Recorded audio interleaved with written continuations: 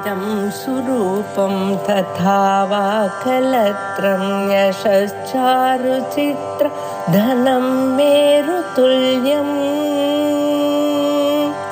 मनश्चेन लग्नं गुरोरङ्घ्रिपद्मे ततः किं ततः किं ततः किं ततः किम्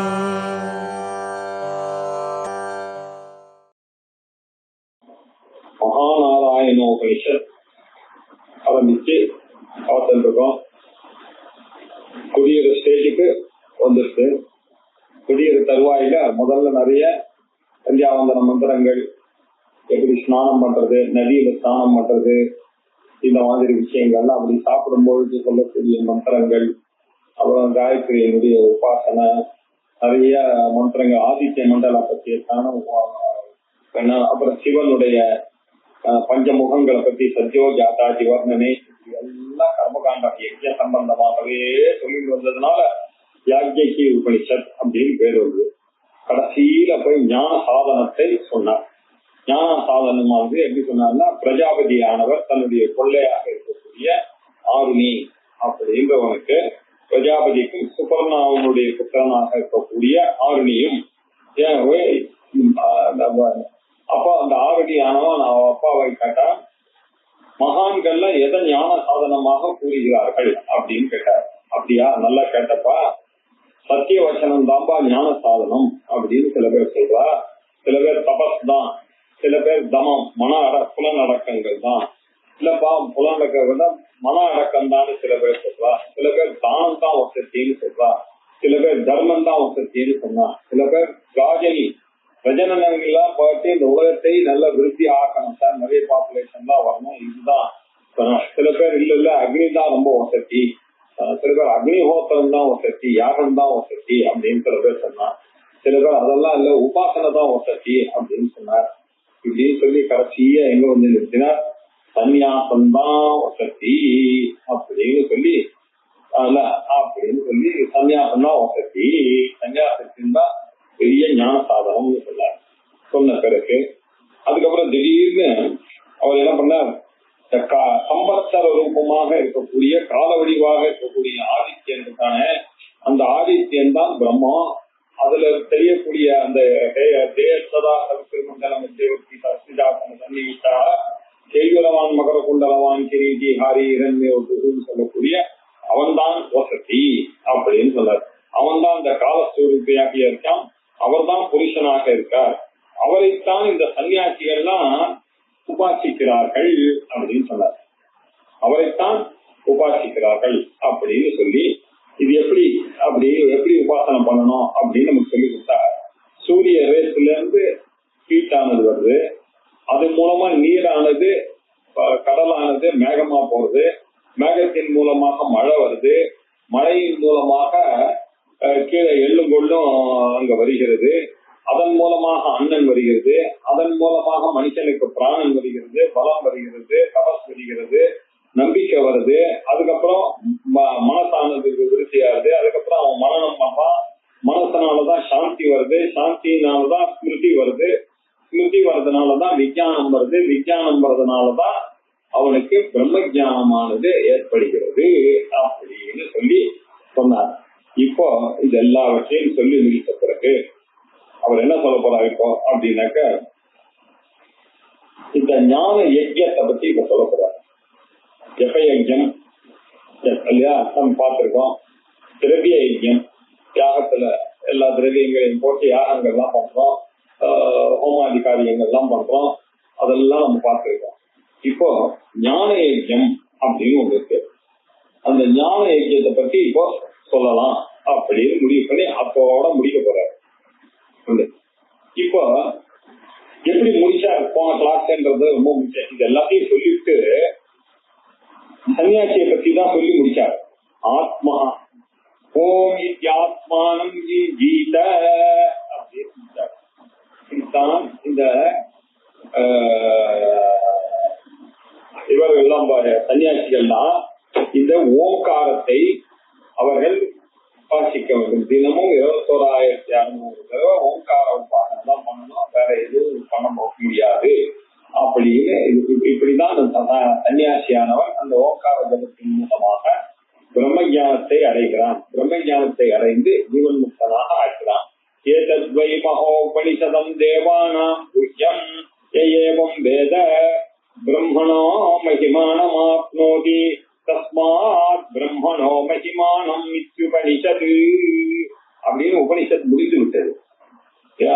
இப்படியாகதான் ஆத்ம ஜானம் தான் ஆத்ம ஜானம் பிரதி சந்நியாசம் ஏவ அந்தரங்க சாதனம். சாதனத்தை பற்றி காட்டியே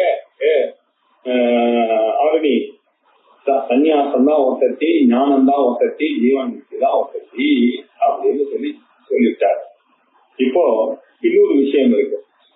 இப்ப நல்ல காரியங்கள்லாம் எல்லாரும் பண்ணி கொண்டிருக்காரு, அவர்களும் முக்தி வேணும் தானே பண்றார்கள் அப்படின்னு சொன்னார். இந்த முக்தியானது 2 வகையாக இருக்கிறது. ஜீவன் முக்தி, கிரம முக்தி அப்படின்னு. சத்தியோ முக்தி, கிரம முக்தி. சில பேரால இப்படி முடியாது. இவர்கள் என்ன பண்றாங்க, நல்ல கர்மா எல்லாம் பண்ணி உபாசனைகள்லாம் பண்ணி தேவையான மார்க்கத்தின் வழியாக மேலே போய் பிரம்மலோகத்துக்கு போகிறார்கள். போற வழியில ஏகி ஏகி அப்படின்னு கொண்டு போக சொல்றது. அங்க அமானவ புருஷர்கள்லாம் இவாளை கையை பிடிச்சு அழைச்சிட்டு இவாளை நேர கூப்பிட்டு பிரம்மலோகத்துக்கு போயிடுறார். பிரம்மலோகத்துக்கு போய் அங்க இவன் பண்ண புண்ணியத்துல அந்த உபாசனையினுடைய பலனாக அனுபவிக்கிறது. அங்கேயே தனகர் தனந்தங்கம் இவர்கள்லாம் பிரம்மா இவர் பிரஜாபதி எல்லாம் அங்க இருக்காரு. அவா கையில வேதாந்தத்தை படிச்சு ரொம்ப நாள் அந்த பிரம்மலோகத்திலே இருந்து அதற்கு அப்புறம் தான் போறார்கள். எப்படி இருந்தாலும் பிரம்மலோகத்துக்கு போய் வேதாந்தம் தொடர வரைக்கும் திரும்பி வரதுக்கான சான்ஸ் வேதாந்தத்துக்கிட்ட போயிட்டானே. ஆனால் அங்க போய் அவளுக்கு முக்தியானது ஏற்படுகிறது. ஆகையினால இந்த உபாசனைய சகுண உபாசனையை நாம பிரம்ம உபாசனையாவே ஒத்துண்டா. நிர்குண உபாசனையினால எப்படி ஜீவன் முக்தியோ சகுண உபாசனையினால கிரம முக்தி அப்படின்னு பிரம்ம லோகத்துக்கு போறாங்க. இந்த குரூப்பை பத்தி பேசணும் அப்படின்றதுக்காக இவர்கள்லாம் ஞானத்தையே தபசாக யஜ்யமாக பண்ணி கொண்டிருக்கிறார்கள் இல்லையா உபாசகர்கள்லாம். அவர்களை பற்றியதான விஷயத்தை இப்ப சொல்லணும் அப்படின்னு ஆரம்பிக்கிறதோட சொல்லி கிரமமுக்தியும் சொல்லி இந்த உபனிஷதானது முடிக்கிறது.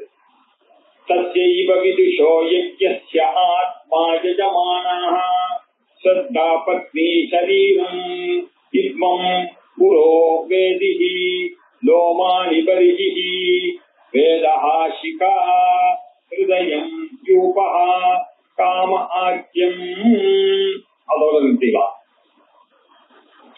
ஞானத்தையே ஒரு யாகம் எப்படி நடக்கிறது அப்படின்னு பாருங்க. சோமயாகமானது எப்படி நடக்கிறது அப்படின்னு நீங்க பத்திரிகையெல்லாம் பார்த்துருந்தீங்கன்னாக்கா தெரியும். சோமயாகத்துல முதல்ல தீட்சணியேஷி அப்படின்னு பண்ணி ரித்விக்கெல்லாம் வரணம் பண்ணுவாங்க. அந்த எஜமானரானவர் பிரம்மாவை வைத்துக் கொண்டு 16 ரித்விக்குகள் நம்ம ஏற்கனவே நம்ம பார்த்திருக்கோம். இருந்தாலும் ஒரு தடவை ஞாபகப்படுத்துறது. ஏன்னா இப்ப வரப்போது கெடுக்குதுன்னு அந்த மந்திரம் போகும்போது நமக்கு ஞாபகம் வரணும். அத்வதியோ அந்த எஜமானன் அவன் பத்தினி அவ 2 பேரும் யாகம் பண்ணணும் அப்படின்னு சங்கல்பம் பண்ணிவிட்டார். சோம யாகம் பண்ண போறேன் அப்படின்னு சங்கல்பம் பண்ண உடனே பிரம்மாவை அப்பாயிண்ட் பண்ணியாச்சு. பிரம்மாவாக இருந்து நீங்க தான் நடத்தி கொடுக்கணும் அப்படின்னு. அப்புறம் இன்னொருத்தரை கூப்பிட்டு நீங்கள் தான் அத்வதியுவாக இருந்து ஹோமங்களை எல்லாம் பண்ணி கொடுக்கணும் அப்படின்னு ஒரு எஜுர்வேதியை கூப்பிட்டார். பிரம்மாவை 3 வேதமும் தெரிஞ்சவரை கூப்பிட்டார். பிரம்மாவா இருக்கணும், நமக்கு ரிக்வேதம் தெரியும், எஜுர்வேதம் தெரியும். அது மாத்திரம் இல்ல, இந்த யாக ப்ரொசீஜர்லாம் தெரியும். தெரிஞ்சவரை தான் பிரம்மாவை உட்கார வைக்க முடியும். ஏன்னா பிரம்மா உட்கார்ந்து தானே எடுக்க முடியாது. அவர் பிரம்மா தான் நடத்தி வைக்கணும். எந்த தப்பு இருந்தாலும் பிரம்மா தான் சரி வைக்கணும். ஏதாவது ஒண்ணு ஆயிடுச்சுன்னா கூட பிரம்மா அதை கம்ப்ளீட் பண்ணக்கூடிய சாமர்த்தியம் அவருக்கு இருக்கணும். இப்படி ஆல் நோயிங் பர்சனா இருக்கக்கூடியவர் தான் பிரம்மாவா வரிக்கணும். அதற்கு பிறகு எஜுர்வேதிய அத்வதியுவா வரிக்கணும். அதுக்கப்புறம் ரிக்வேதிய ஹோதாவா வரிக்கணும். அதற்கு பிறகு சாமவேதிகளை வரிக்கணும் உத்காதாவா. இப்படி யஜமானன், பத்னி, பிரம்மா, ஹோதா, உத்காதா, அத்வதி. உத்காதானா சாமவேதம் பாடுறவர், ஹோதானாக்க ரிக்வேதம் சொல்றவர், அத்வதியு அப்படின்னா யாகத்தை பண்ணிக்கிறவர். இப்படி 4 குரூப், 5 குரூப், 4 குரூப்.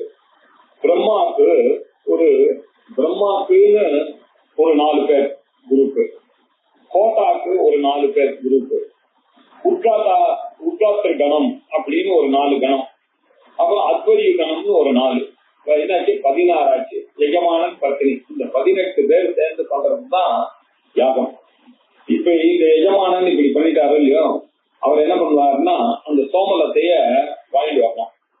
சோமலத்தைய வாங்கணும்னாக்கா அது என்ன பண்ணா, ஒரு பசுவை இவர் வாங்கி அந்த பசுவை எடுத்துன்னு போய் 4 வேதமும் அறிந்தவர், வேதம் முழுக்க படித்தவர்களுடைய வீட்டு பின்னாடி அவர் வளர்ப்பார். இந்த மாதிரி யாகத்துக்காக சோமயாகத்துக்கு அவர் கையில போய் இந்த தலைச்சனா ஒரு மாடு, ஒரு பசு, அந்த பசுவை எடுத்துன்னு போய் அவர்களுக்கு பிங்காட்சையா இல்லையா, அது தலைச்சனா இருக்கணும், ப்ரௌன் கலர்ல கண் இருக்கணும், இப்படி இருக்கக்கூடியதை போய் அதை போய் கொடுப்பார். கொடுத்து அந்த பிராமணன் கிட்ட இருந்து சோமலத்தையே வாங்கிடுவாங்க. இவர் இப்படி ஒரு கணக்கு இருக்கும். அதுக்கு முந்தின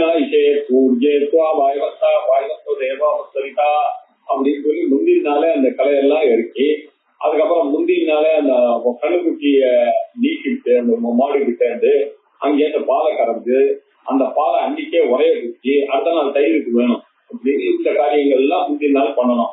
அது மட்டும் இல்லாமல் இவர் உடம்பு முழுக்க வெண்ணையை தடவிக்கணும். 5 நாளைக்கு குளிக்க முடியாது. யாகசாலையை விட்டு எங்கேயும் போகக்கூடாது. இந்த எஜமானனும் பத்தினியும் அங்கேயேதான் படுத்துக்கணும், கரையில தான் படுத்துக்கணும். எப்பொழுதும் சதா சர்வகாலமும் கிருஷ்ணாஜினத்தை கையில வச்சுட்டே இருக்கணும். அவரையும் கிருஷ்ணாஜினத்தையும் பிரிக்கவே கூடாது. 5 நாள் அதோட தான் இருப்பார் அவர். இப்படி எல்லாம் இருந்து அந்த பிரம்மா கிட்ட போய் வருது. அந்த பிரம்மா சொன்ன 4 கணங்களையும் அவர் கூட்டின்னு வருவார். கோதாவா இருக்கக்கூடியவர் 4 கணத்தை கூட்டின்னு வருவார். உட்காத்தாவா இருக்கக்கூடியவர் வருவார். 3 பேரை கூட்டிட்டு 4 பேரா வருவா. அத்வரியவானவர் 3 பேரை கூட்டிட்டு 4 பேரா வந்து 16 பேரையும் உட்கார வைப்பார். உட்கார வச்சு அந்த பிரம்மாவான பக்கத்துல இருந்து இந்த எஜமான வச்சு எல்லாரையும் ஆவாகனம் பண்ணுவார். அவாவாளுக்கு ஒரு ரோல்.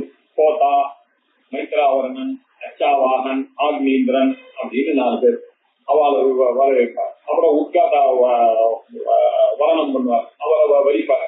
உட்காத்தாவாக ஒருத்தர, பிரஸ்தோதாவாக ஒருத்தர, பிரதிகாரா ஒருத்தர, இதெல்லாம் சுப்பிரமணியனா ஒருத்தர வரிப்பார். அத்வரியுகணத்துல அத்வரியோ, பிரதி பிரஸ்தாதா, பிராமண சம்சி அப்படின்லாம் வேற வேற பேர் இருக்கு. இப்படி இந்த 16 பேரையும் வரிச்சு எஜமான் பத்தினி இவாளோட சேர்ந்து அவர் என்ன பண்றார், அவருக்கு சில கட்டையில பண்ணி வைக்கிற சமச பாத்திரங்கள் அப்படி எல்லாம் பண்ணிருப்பான். அந்த பாத்திரங்கள்லாம் அப்படி இருக்கும். அது பார்த்தா நம்ம ஆழாக்கு மாதிரி இருக்கும். ஒரு நீங்க எப்படி புரிஞ்சுக்கிறதுனாக்க, நம்ம அந்த காலத்துல ஆழாக்கு இருக்கு இல்லையா, மரத்திலேயே ஒரு ஆழாக்கு கொஞ்சம் மேல இருந்தா உழக்கு மாதிரி, அந்த காலத்துல உழக்குன்னு ஒண்ணு இருக்கு, அந்த மாதிரி இருக்கும். அது கொஞ்சம் சின்ன சைஸா இருக்கும். உழக்காக போனா ரொம்ப சின்னதா இருக்கும். ஒரு 2 இன்ச்சு தான் உங்களுக்கு டயாமீட்டர் இருக்கும். அது உள்ள ஒரு 1 இன்ச்சு ஹோல் இருக்கும். இதுதான் இந்த மாதிரி பாத்திரங்கள் நிறைய இருக்கு.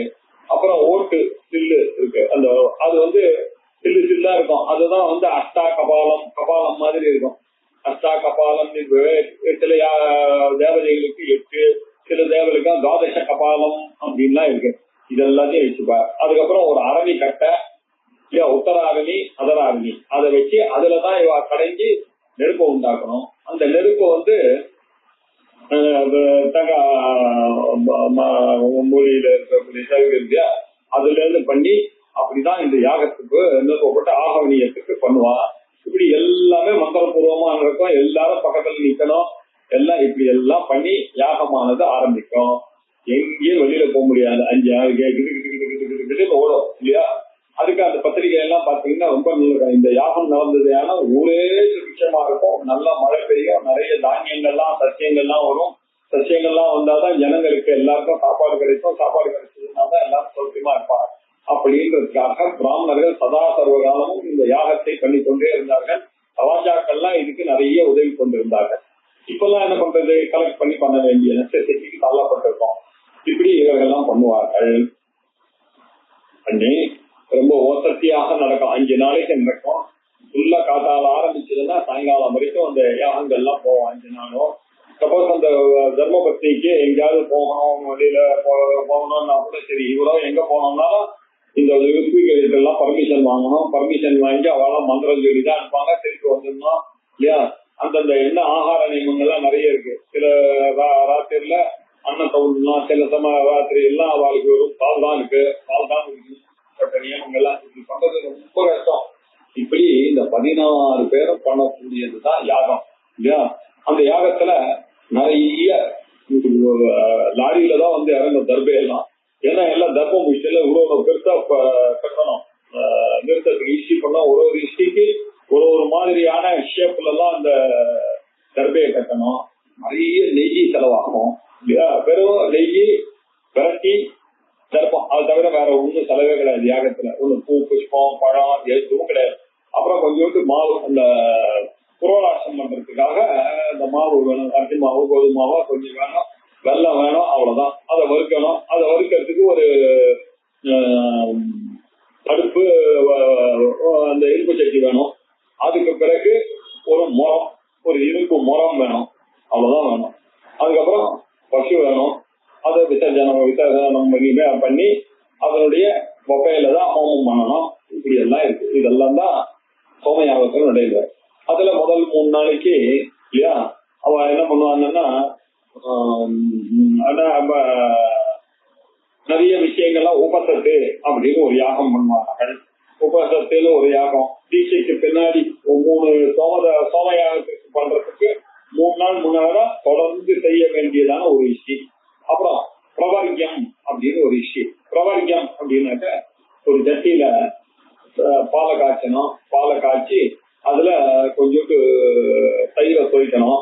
துவைச்சு அந்த உஷ்ணத்தினால வர்றதுல இருந்து துவைச்சு அதுல கொஞ்சம் சிப்பியா இருக்கும். அது ஒரு தேவதைக்கு. மேல தண்ணியா இருக்கிற போர்ஷன் இருக்கு இல்லையா, அது ஒரு தேவதைக்கு. இப்படி பண்ணக்கூடிய காரியம் இதுக்கு பிரவர்க்கியம் அப்படின்னு பேரு. அதுக்கப்புறம் தர்ஷபூர்ணமாக இஷ்டி பண்ணணும் இல்லையா? அதுக்கப்புறம் சாதுர்மாசியம், பசுபந்தம் இல்லையா, அகர்கணம் அப்படின்ற இஷ்டிகள்லாம் இருக்கு. இந்த யாகத்துக்கு எதெல்லாம் யோசா பாருங்க. இந்த இஷ்டி, அப்புறம் பசு, அப்புறம் சோமலதா, இதெல்லாம் யாகத்துல பொருளாத பொருள்கள். இந்த 3 ரொம்ப முக்கியம். இஷ்டி, பசு, சோமன். இப்படித்தான் ஒரு யாகம் நடக்கும். இதை நீங்க ஒரு மனசுல வச்சுக்கோங்க. இதை வைத்து கொண்டு இப்போ பண்ண போறாரு. இந்த மனுஷன் எப்படி உபாசனை பண்ணணும் இந்த யாகத்தை, இந்த யாகத்தோடையே கலந்தவங்க. இந்த உபாசகன் இப்படியே பண்ணி நிறைய யாகங்கள்லாம் பண்ணி 7 அகிர் யஜ்யம் பண்ணி 7 பாக யஜ்யங்கள் பண்ணி 7 சோமசம்ஸ்தை பண்ண பிறகுதான் இவனுக்கு எலிஜிபிலிட்டி வந்து வேதாந்தம் இல்லையா? அதுக்கப்புறம் இன்னும் வேதாந்தம் படிச்சு உபாசனை பண்ணி அது இங்கேயே உபாசனங்கள்லாம் பரிபக்குவமா போய் நிர்குணமா ஆயிட்டான்னா இவன் சன்னியாசம் எடுத்துட்டு இங்கேயே அவர் அர்ஜுன் முக்தனாகிறார். இல்லைன்னாக்க மேல போய் பிரம்மலோகம் வரைக்கும் போறார். பிரம்மலோகத்துக்கு போய் அங்க போய் வேதாந்தம் படிச்சுட்டு அதுக்கப்புறம் கர்ம முக்தி பழக்கமாக அவனுக்கு முக்தியானது கிடைக்கிறதுன்ற விஷயத்தை சொல்றாரு. இந்த ஞான யஜ்யம் எப்படி நடக்கிறதுன்னு பாருங்க. தச்சைவ விதுஷா யஜ்யஸ்ய ஆத்மா யஜமானஹா.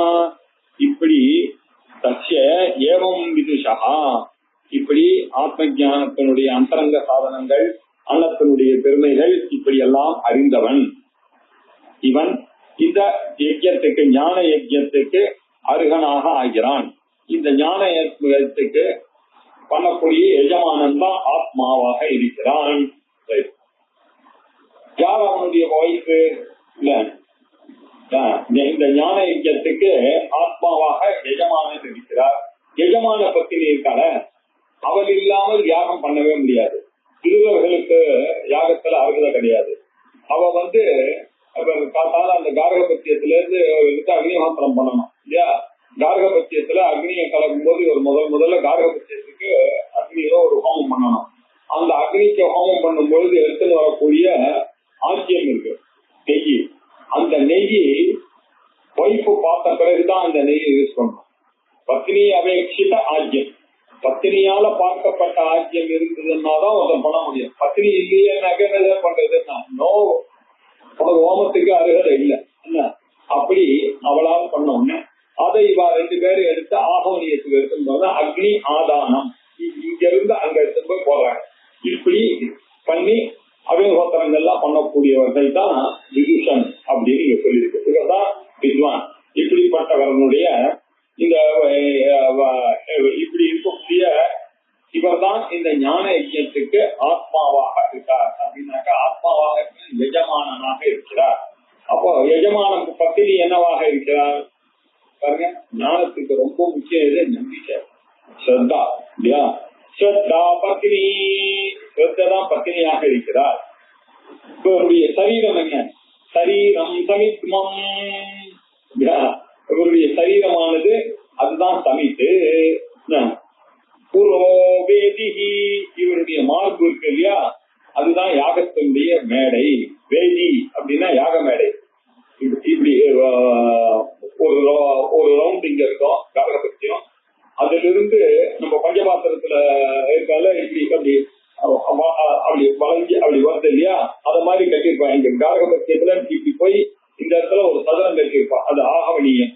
அதுக்கு பிறகு பக்கத்துல ஒரு சின்ன செலி சர்க்கிள்ல ஒண்ணு பண்ணியிருப்பான், அதுக்கு பேர் அதுக்கு பேர் வந்து தட்சிணாகினி அப்படின்னு பேரு. அன்பாகார பச்சனா, அதுல ஆகாரத்துக்கு அந்த புரோடாசங்கள்லாம் போட போறோம் இல்லையா, அதெல்லாம் பண்ணக்கூடியதான ஒரு அக்னி அந்த இடத்துல இருக்கு. இப்படி முத்தி, காரகபத்தியத்துல ஒரு தீ, அப்புறம் அக்னி, ஆகவனியத்துல ஒரு அக்னி, தட்சிணாகினியில ஒரு அக்னி, இப்படி முத்தி வளர்ப்பவர் தான் பிராமணர்.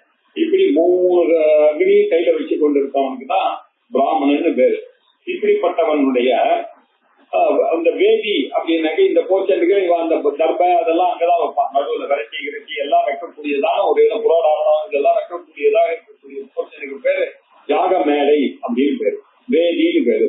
பூர்வோ வேதிகி, அவனுடைய மார்பு தான் வேதிகி அப்படின்னா. அதுக்கப்புறம் லோமானி பரிஹி, ரோமானி, இவனுடைய ரோமங்கள் தான் தர்பை. அந்த ஞான யஜ்ஞத்துக்கு தர்பை என்ன தெரியுமா, ரோமங்கள் தெரியுமா, அது ஒரு யுத்த புருஷன். அப்படி புருஷனா நீங்க நினைச்சீங்க, அந்த புருஷனுக்கு தான் ஞான யஜ்ஞத்துல யாகம்னாலே விஷ்ணு, அவர்தான் புருஷன், அவர் தான் எஜமானர். அவருக்கு ஸ்ரத்த தான் ஆத்துக்காரி. இந்த யாக புருஷனுக்கு ஆத்துக்காரி யாரு? நம்பிக்கை. இந்த யாகக்காரனுடைய சரீரம் இருக்கு இல்லையா, அதுதான் சமித்து. அந்த யாக புருஷனுடைய மார்பு இருக்க அதுதான் மேடை. அவருடைய ரோமங்கள் இருக்கு இல்லையா, லோமானி, அதுதான் பரிஹி, அதான் தர்பை. அதனாலதான் தர்பை வச்சுக்கணும் இல்லையா. யஜ்ஞ புருஷனுடைய ரோமங்கள் தர்பை. அவருடைய வேதஹாஷிகா, அவருடைய தலைதான் சிகை தான் வேதம். அவருடைய ஹிருதயம் இல்லையா, யூபஹா, யூபம், அந்த இடத்துல ஒரு யூபம் இருக்கும். அந்த யூபத்துலதான் அந்த ஆடை பசுவை கட்டி வைப்பாங்க. அந்த யூபமானது கருங்காலி மரத்திலேயோ இல்ல அத்தி மரத்திலேயோ செய்யப்பட்டதாக இருக்கும். அந்த யூபம் நடக்கிற இடத்துல இப்போ ரகுவம்சத்துல திலீபன் போயிட்டு இருக்கும் போது எல்லா இடத்துலயும் இந்த யூபம் இருக்கா அப்படின்னு பார்த்துட்டே போவான். அப்படின்னா எல்லா இடத்துலயும் யஜ்ஞ யாகாதிகள் நடக்கிறதா அப்படின்னு இருந்ததுன்னா ஒரு ராமராஜ்யம் சுவீட்சமா இருக்கும். அப்படின்றதுனால திலீபன் காலத்துல இந்த ராமனுடைய தாத்தா காலத்திலிருந்து யாகத்துல அப்படி ஒரு இன்ட்ரெஸ்ட் இருந்தது இல்லையா. அங்க யூபத்தை பார்ப்பாங்க. அப்படின்னாக்க யாகத்துல ஒரு கொம்பு ஒண்ணு நடுவார்கள் இல்லையா, தூண் ஒண்ணு நடுக்காங்க, அதுக்கு பேர் யூபம்னு பேரு, டெக்னிக்கல் பேரு. அந்த யஜ்ஞ புருஷனுடைய ஹிருதயமானது என்ன தெரியுமா, யூபம் நினைச்சாருங்க, அது யஜ்ஞ புருஷனுடைய ஹிருதயம். காமஹா ஆஜ்யம் இல்லையா, அவருடைய ஆசை இது நடக்க வேண்டும் என்பது இருக்க, அதுதான் நெய். அந்த நெய் தான் ஆசையை வளர்க்கிறது. அந்த பிரம்மலோக பிராப்திக்கு உண்டான ஆசையோட பண்ணக்கூடிய காரியத்துக்கு பேர் தானே யாகம். அந்த யாக புருஷனுடைய ஆசை என்ன, எல்லாரையும் மேல அனுப்புறது. அதுக்கு இருக்கக்கூடியதுன்னா ஆஜ்யம். அந்த ஆஜ்யம் தான் அவருடைய காமமாக இருக்கு. பசு அவருடைய பலியிடக்கூடிய மண், அவருடைய கோபம் தாபம் இல்லையா, கோபம் எல்லாம் இருக்க, இதுதான் பசு ரூபமாக அங்க இருக்கு. அதுதான் வதை செய்ய போகிறது. அப்புறம் தப்போ அக்னிஹி, தபஸ், அவருடைய தபஸ் இருக்க, அதுதான் அக்னி. அக்னி இருக்க யாகத்தில் யூஸ் பண்ற அக்னி என்னது, யாக புருஷனுடைய தபஸ் தான் அது. தம சமயிதா, தமஹா அப்படின்னாக்கா சொல்ல நடக்கம், மன அடக்கம், இதெல்லாம் சமயிதா, சமணம் பண்ணக்கூடியது. அப்படின்னா சாப்பிடுறது அப்படின்னு அர்த்தம். சாப்பிடுறதுன்னா என்ன அர்த்தம் அப்படின்னா, சில பேர் சமையலுக்காக அதை பிரபாஸ்கர்ல வியாக்கியானம் பண்ணியிருக்காரு. அப்படின்னா என்ன அர்த்தம் அப்படின்னாக்க யாகசாலையில கொடுக்கக்கூடிய பலி அப்படின்னு அர்த்தம் இல்லையா. சமயிதா. தட்சிணா வாக் இல்லையா, தட்சிணா வாக், தானம் தான் தட்சிணா. வாக் ஹோதா, வாக்கு தான் ஹோதா. இது சொன்னேன்னா இப்ப ரிக்வேதத்துல இருந்து ஒருத்தர் பண்ணி வைக்கிறாரு, ஹோத்திருக்கணும்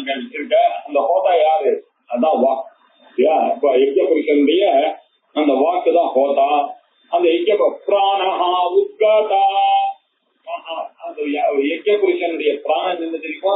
இதுதான் சார் அந்த வேதம், சாமவேதம். வேதானாம் சாமவேதோஸ்மி அப்படின்னு சொன்னார். இந்த யாகத்துக்கு கண் என்ன இது கேட்டா, கண் அத்வரியு. அத்வரியு தான் கண்ணு. எவ்வளவு முக்கியம் பாருங்க அத்வரியனுடைய ரோல் யாகத்துல. யாகத்துல அத்வரியு தான் கண்ணு போல இருக்க. சாமவேதம் தான் பிராணனா இருக்கு.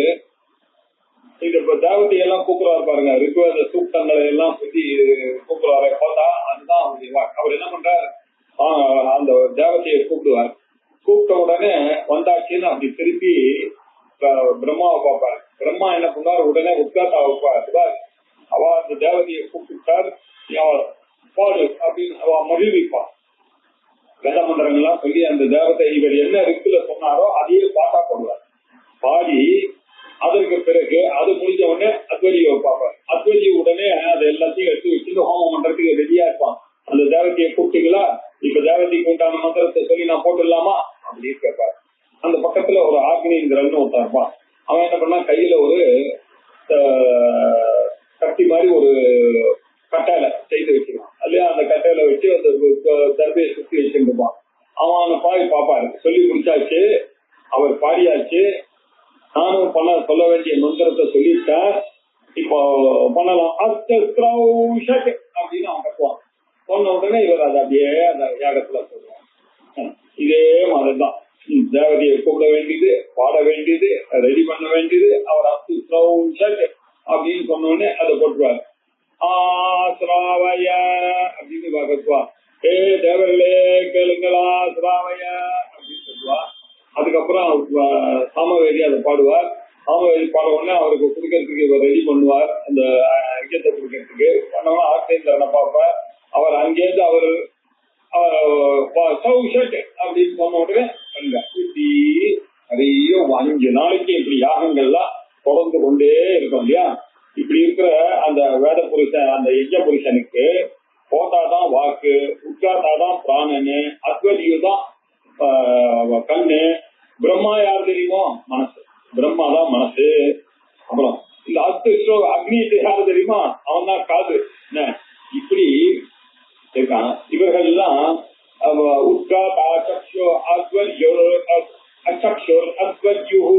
மனோ பிரம்மா சோத்ரம் அக்னீத் யாவத் கிரியதே சா தீட்சா.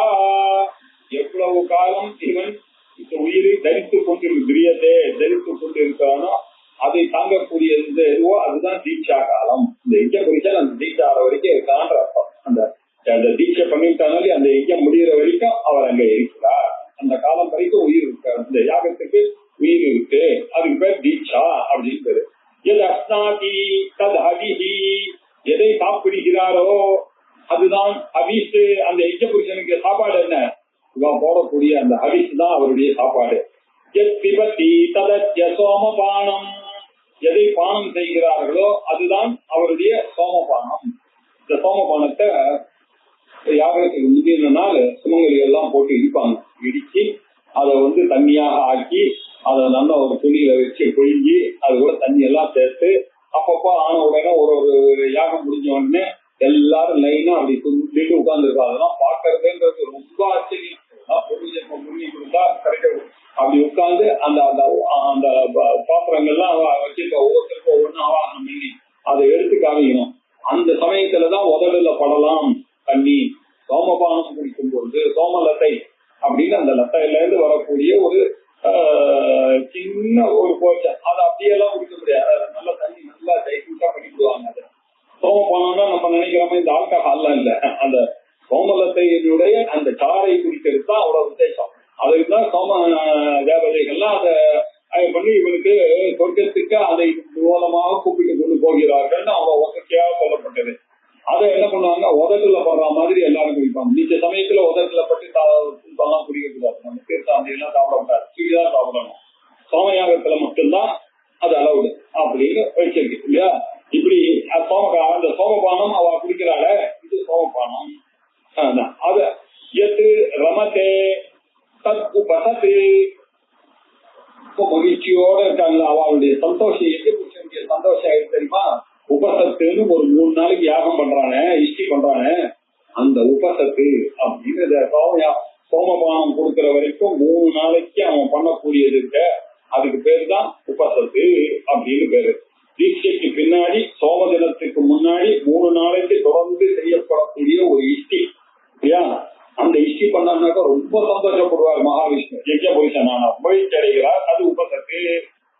यत् संचरति उपशितरि उपविशति उत्तिष्ठते च सप्रवर्ग्यः. यत् संचरति நடக்கிறது, உட்கார்றது. எங்க புருஷன் நடப்பானா, உட்காருவானா, நிற்பானா அப்படின்னு என்னதான், அவன் நிற்பார், உட்காருவார், நடப்பார். இதுக்காக தான் பண்ணக்கூடியதான் இந்த பிரவர்க்கியம் அப்படிங்கிற ஒரு மண் பானையில தண்ணா கொதிக்க விட்டு, தண்ணியை கொதிக்க விட்டு, அதுல அந்த பாலை போட்டு, அந்த பால்ல உரைய குத்தி, அது கொஞ்சம் நீர்க்க போர்ச்சனுக்கு ஒரு யாகம், அதனுடைய திக்கா இருக்கக்கூடிய தயிர் போர்ச்சனுக்கு ஒரு சாநாயம்னு பேரு இல்ல. இப்படி எல்லாம் பண்ணக்கூடிய விஷயங்களா இருக்க. இதெல்லாம் அவருடைய செயல்கள், நடக்கிறது, உட்கார்றது, தூங்குறது போன்ற செயல்கள். இதுக்கு பேர் தான் பிரவர்க்கியம். யஜ்ஞ புருஷனுடைய நடமாடுதல், உட்காருதல் இருக்க இந்த செயல்கள், இதுதான் பிரவர்க்கியம் அப்படின்னு பேரு அப்படின்னா. அவருடைய தன்முகம் ஆகவனீய ததாகவனீய, அவருடைய வாய் இருக்கு இல்லையா, அதான் ஆகவனீயம் இல்லையா.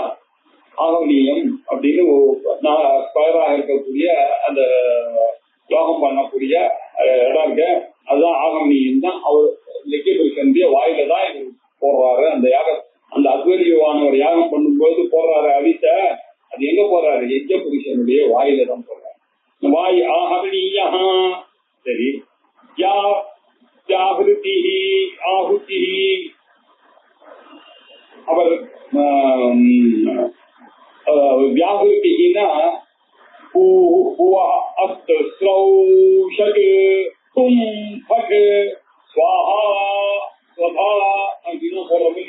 இதெல்லாம் வியாகிருதிகள். இந்த வியாகிருதிகள் இருக்க, இந்த வியாகிருதிகள் தான் ஆகுதி அப்படின்னு பேரு. இந்த ஜாகிரதிகள் தான் ஆகுதியாக இருக்கிறது. எதஸ்ய விஞ்ஞானம் தத்ஜுஹோதி. அவன் பண்ற ஹோமம் இருக்கு இல்லையா, ஹோமம்னா என்ன, யாகம்னா என்னன்னாக்க, தேவதா உத்தேசேன திரவிய தியாகா யாகா. இந்த தேவதைக்காகனு எடுத்து வைக்கிறோம் இல்லையா, புராணத்தை இவ்வளவு எடுத்து வைக்கிறார் அவர். அந்த திருக்குல எடுத்து வச்சு அதுல 12 தடவையோ நெய்யெல்லாம் ஊற்றுவார் இல்லையா. இது அவருக்காக எடுத்து வைக்கிற, இதுக்கு பேர் யாகன்னு பேரு. அதை அவர் அப்படி போட்டாருன்னா, அக்னோ பிரக்ஷேபம்னா அதுக்கு பேர் ஹோமம் அப்படின்னு பேரு. அந்த ஹோமம் என்ன, அதுதான் விஞ்ஞானம், பிரம்மாவுடைய அறிவு. அந்த ஹோமத்தை வச்சதுதான் அவர் எல்லாத்தையும் கரெக்ட் பண்றாரு. யஜ்ஞ புருஷனுடைய அறிவு தான் இந்த ஹோமம். எது சாயம் பிராதரத்தி தத்தமிதம். காத்தாடியும் சாயங்காலமும் அவருக்கு ஹோமம் நடக்கிறது இல்லையா, சாப்பிடுறாரோ இல்லையா, அதுதான் எதை சாப்பிடுறார், அதுதான் சமித்தை தான் சாப்பிடுறாரு. சமித்தை போட்டுதான் ஹோமம் பண்றோம். அந்த சமித்து தான் அவருக்கு உணவாக இருக்கிறது. காத்தால, மத்தியானம், சாயங்காலம் 3 வேளையும் இந்த சோமதத்தை புரிவார்கள். அதுக்கு பேரு அபிஷவனம் அப்படின்னு பேரு. ஜாதவேதே சனவாம சோம மராதி யதோ நிதஹா நிவேதஹா அப்படின்னு சாப்பிடுறாங்க. இந்த சவனம் இருக்கு இல்லையா, அது பேர் புளியறது, சோமதத்தை புளியறது. இது காத்தாலையும் நடுப்பகல்லையும் மாலையிலையும் பண்ணுவாங்க. இது ஒரு தமாஷை இருக்கு. பிராத சவனம்னு சொல்லுவா காதால பண்றத, மாத்தியந்தின சவனம்னு சொல்லுவாங்க. என்ன சாயங்காலம் புரியுது, சாயம் சவனம் இல்லையா.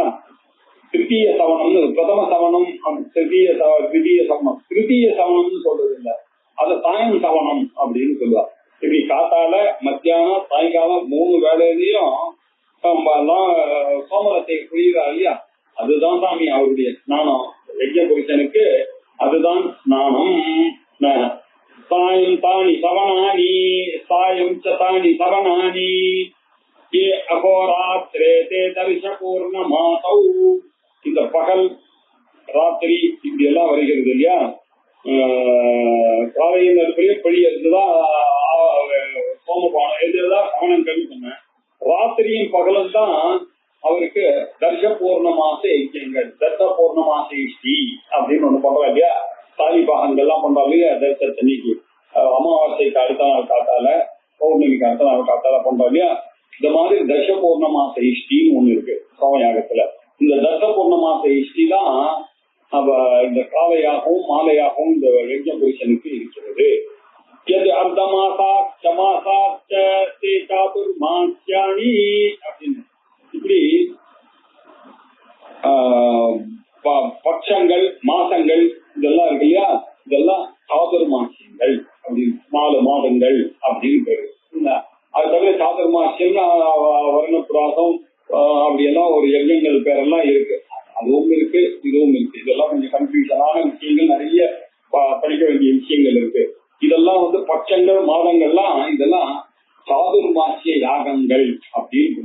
சாதுர்மாசிய யாகங்கள் 4 மாதங்கள்ல யஜ்ஞங்கள் அப்படின்றது.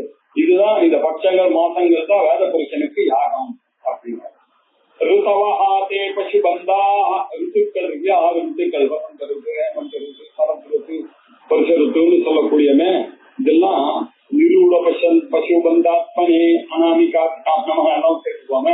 பசுபந்தம்னு யாகங்க. இந்த பசுபந்தம்ன்ற யாகம், சாதுர்மாசியம்னு ஒரு யாகம், தசபூர்ணமாசம்னு ஒரு இஷ்டி, இதெல்லாம் இஷ்டியினுடைய பெயர்கள்.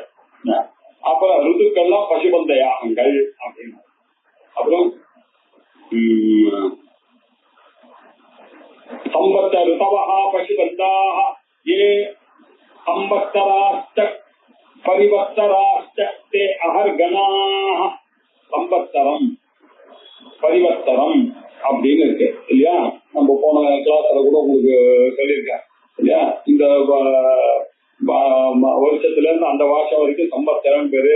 இந்த வருஷத்துல இருந்து கர வருஷத்துல இருந்து ஆரம்பிக்கிறது பரிவர்த்தனம்னு பேரு, இதாவத்தரம்னு பேரு, இதுவத்தரம்னு பேரு, இவ்வத்தரம்னு 5 வகையாக கணக்கிடப்படும். அதுல பரிவர்த்தனமும் சம்பத்தரமும் உபலட்சணமாக இங்க சொல்லியிருக்கக்கூடியது 5 சம்பத்தரங்கள் இருக்கு. இப்படியாக தான் நம்மளுடைய 12 வருஷத்துக்கு ஒரு தடவை ஒரு பாட்டு இல்ல. சம்பத்தரத்துல 12 பாட்டு. அந்த 12 பாட்டுக்கு சம்பத்தரம், பரிவர்த்தனம், இத்வஸ்தரம், இதுவஸ்தரம், இதாவஸ்திரம் அப்படி எல்லாம் பேரு. இப்படி இருக்கக்கூடியவைகள் எல்லாம் கணங்கள், யஜ்ஞ கணங்கள், அகர்கணங்கள் பேரு. அதுக்கெல்லாம் இல்ல பரிவர்த்தனங்கள் அகர்கணமாக இருக்கக்கூடியவைகள். அதுக்கப்புறம் சர்வவேத சம்பாயேத சத்திரம். சர்வவேதம் அப்படின்னு ஒரு யாகம் கரோபனிஷத்துல இதுதான் பண்ணார் அவர். விஸ்வஜித் யாகம்னு சொல்லி அவர் என்ன பண்ணார், நச்சிகேதனுடைய அப்பா எப்படி யாகம் பண்ணணும்னா சர்வவேதம்னு ஒரு யாகம் இருக்கு. இது எல்லாரும் பண்ணி ஆகணும். கையில அடுத்த வேலைக்கு ஒரு துளி கூட நீங்க வச்சுக்கூடாது. எல்லாத்தையும் தானம் பண்ணணும். உங்க கையில இருக்கக்கூடிய பணம், உங்க கையில இருக்கக்கூடிய வீடு, உங்க கையில இருக்கக்கூடிய நிலங்கள், எல்லாத்தையும் தட்சிணை தானம் தானம் தானம் வரவாளுக்கு ஊர் ஜனங்களுக்கு எல்லாம் கொடுக்கணும். சங்கல்பெல்லாம் அந்த காலத்துல சர்வவேதத்தை யாகம் பண்ணி அடுத்த வேலைக்கு அவன் கையில அப்படியே சன்னியாசத்துலயுமா அடுத்த வேலைக்கு எதுவும் இருக்கக்கூடாது அப்படின்னு பண்ணக்கூடிய யாகம் இருக்கு. அதுக்கு பேரு சர்வவேதம் யாகம் அப்படின்னு பேரு. சர்வவேத யாகத்துல என்ன தட்சிணை அப்படின்னாக்க எல்லாத்தையும் உடைமைகள் அனைத்தையும் தானம் செய்ய வேண்டியதுக்கு பேரு சர்வவேதம். இந்த சர்வவேதம் அப்படின்றது அனைத்தையும் தாய செய்யறது இருக்க. இதுதான் யஜ்ஞ புருஷனுடைய சத்திரயாகம். சத்திரயாகம்னா என்ன அர்த்தம் அப்படின்னு, சில யாகங்கள்லாம் 5 நாள் பண்ணுவோம். சோம யாகங்கள்லாம் இல்ல, சில யாகங்கள்லாம் 7 நாள் பண்ணுவோம். சில யாகங்கள்லாம் 12 நாள் பண்ணுவார்கள். சில யாகங்கள்லாம் நட்சத்திர இஷ்டி பண்ணாங்கன்னு வச்சுக்க. அந்த யாகங்கள்லாம் நட்சத்திர யாகங்கள்லாம் பாத்தீங்கன்னா 48 நாளைக்கு ஓடும். 40 நாளைக்கு எல்லாம் பண்ணக்கூடியது. இப்படி அதுக்கு மேல இருக்கக்கூடியதெல்லாம் 1 வருஷத்துக்கெல்லாம் பண்ணக்கூடிய யாகங்கள்லாம் இருக்கு. சத்திரயாகம் அப்படின்னு பேரு. சத்திரே சர்வே எஜமானா அப்படின்னு சொல்லுவார்.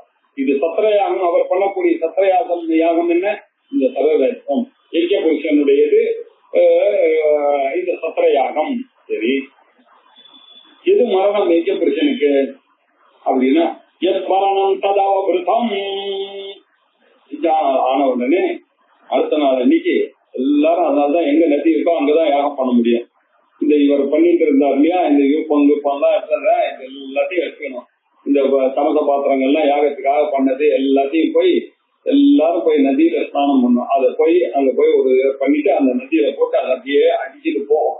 அந்த நதியில அதை பண்ணிட்டு அந்த எஜமானனானவர் சும்மா சொல்ல இப்படி அவபுரத ஸ்நானம் பண்ணு அப்படின்னு அவர் அப்படி மூக்க வச்சு எஜமான பத்தினி முங்கி எழுப்பார். அந்த சமயத்துல யாகத்துக்கு வந்தவர்கள், யாகத்துக்கு உதவி பண்ணவர்கள், இந்த ரிட்ரீட்டுகள் எல்லாரும் அங்க வந்துடணும். அங்க வந்து எல்லாரும் அந்த தண்ணியில மூழ்கினா அந்த யாகத்தினுடைய பலனானது எல்லாருக்கும் போய் சேர்றது அப்படின்னு ரொம்ப விசேஷமாக நடக்கும் அவபுரத ஸ்தானம்ன்றது. அதோட யாக பூர்த்தி ஆகும். இதுதான் மரணம். யாக பூர்த்தி தானே மரணம் இந்த அர்த்தத்துல சொன்னது இல்லையா? எது மரணம் ததவபிருதம் ஏதத் வை ஜராமத்யம் அக்னிஹோத்திரம் சத்திரம் அப்படின்னு. இப்படி அக்னிஹோத்திரம் முதல் சத்திரம் வரைக்கும் இருக்கக்கூடிய எல்லாம் மகிமானம் கத்வா இப்படி அவபிரதமான பிறகுன்னு வித்வான் உதகயனே பிரமீயத்தே அக்னிஹோத்திரம் சத்திரம் ஜெயம் வித்வான் உதகயனே பிரமீயத்தே.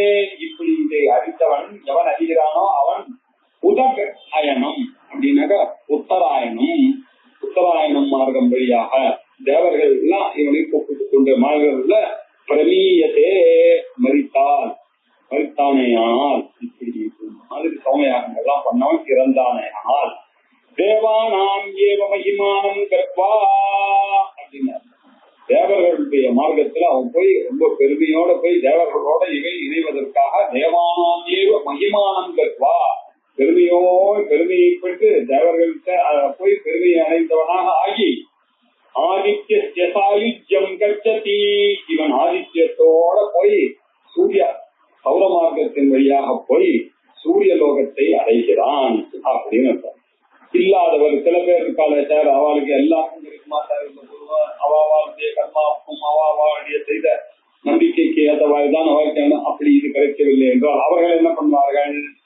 யோ தட்சிணே பிரமீயத்தே, அவர் யாகம் பண்ணவர் ஒருவேளை தட்சிணாயனத்துல சேர்த்தாரையானால் மதிய பிரமீயத்தே பித்ருநாம் ஏவ மகிமானம் கத்வா. அவர்கள் என்ன பண்ற பித்ருக்களிடையே ரொம்ப பெருமையை பெற்றுக் கொண்டு அவர்கள் போய் சந்திரமச சாயுஜ்யம் ஆப்னோதி, அங்க போய் சாயுஜ்யத்தை அடைகிறார்கள்.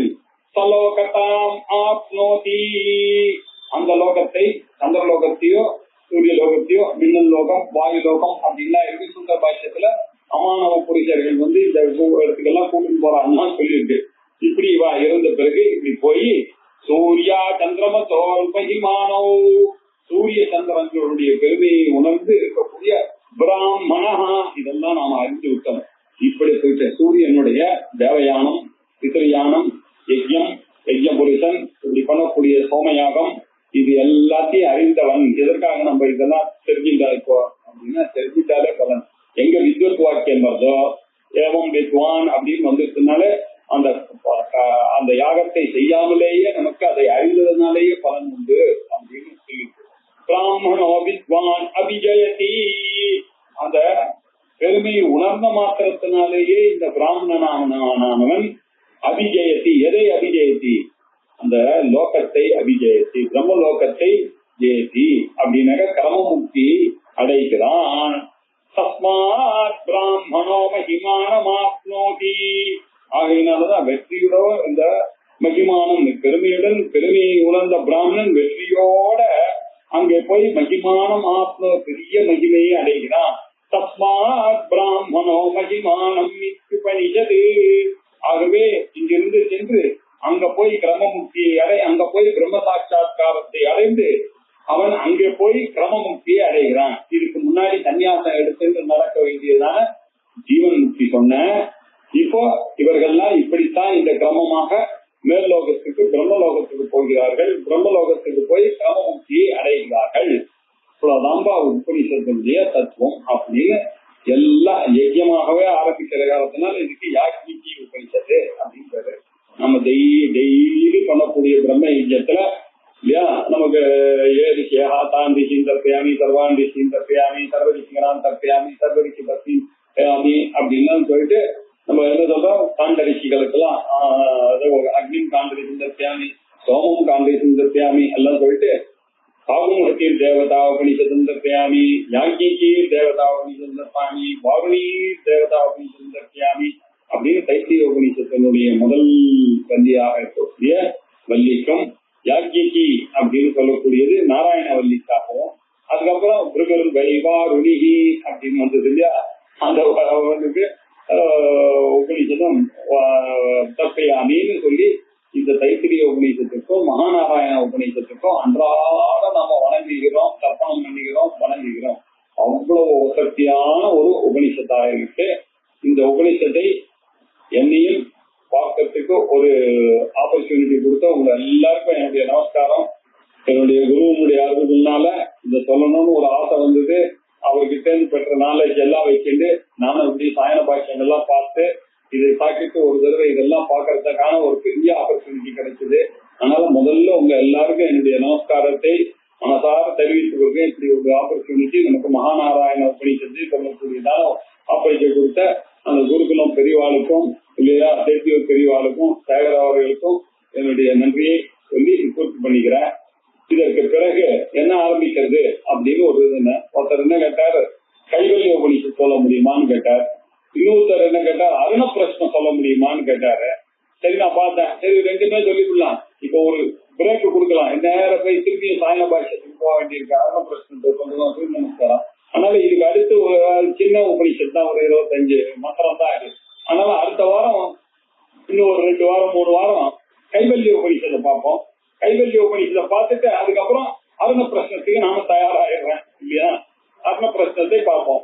இதுக்கு அடுத்த பாடம் அடுத்த வாரம் கைவல்ய உபநிஷத். அங்க நிறைய புத்தகங்கள்லாம் கிடைக்கிறது. சின்ன மிஷின்லாம் போட்டிருக்கா, ராமகிருஷ்ணா மிஷின்ல போட்டிருக்காரான்னு தெரியல. ஆனா நெட்டை திறந்தாலே கைவல்ய உபநிஷத் இருக்கு. அதனால அதை எடுத்துக்கலாம், ஒன்றும் கஷ்டம் இல்லை. அதனால அடுத்தது கைவல்ய உபநிஷத்தை ஆரம்பிச்சிடலாம்.